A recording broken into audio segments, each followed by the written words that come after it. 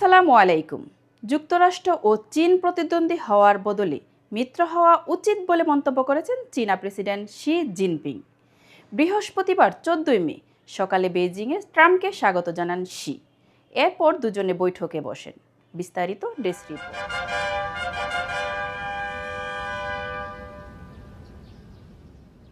ওই সময় Xi Jinping ট্রাম্পকে বলেন, এবছর যুক্তরাষ্ট্রের ২৫০তম প্রতিষ্ঠাবার্ষিকী পালিত হচ্ছে।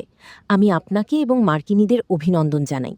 আমার দৃঢ় বিশ্বাস, চীন যুক্তরাষ্ট্রের মধ্যে যেসব পার্থক্য আছে তার চেয়ে আমাদের একসাথে কাজ করার স্বার্থগুলোই বেশি বড়।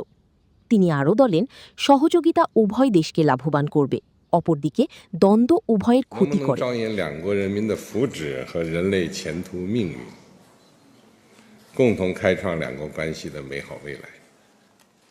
দুই দেশের প্রতিদ্বন্দ্বী হওয়ার বদলে মিত্র হওয়া, একসঙ্গে সফল হওয়া এবং একই সাফল্যের দিকে ছুটে চলা উচিত।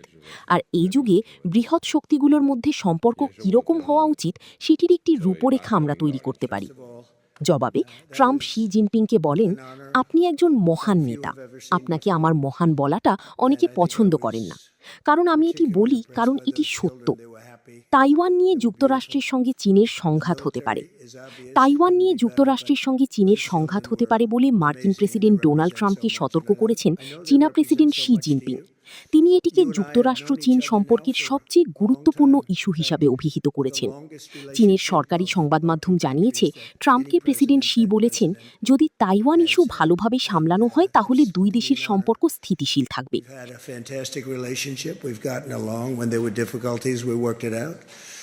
I would call you and you would call me, and whenever we had a problem, people don't know, whenever we had a problem we worked it out. কিন্তু যদি এটি যথাযথভাবে সামলানো না হয় তাহলে দুই দেশের মধ্যে দ্বন্দ্ব, এমনকি সংঘাতও হতে পারে।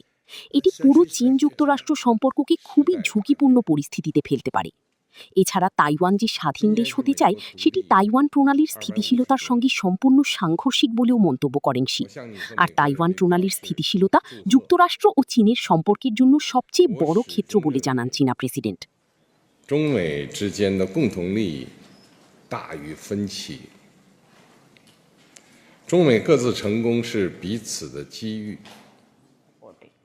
আজ এ পর্যন্তই। দেখা হবে আজাদির পরবর্তী খবরে। ততক্ষণ ভালো থাকবেন।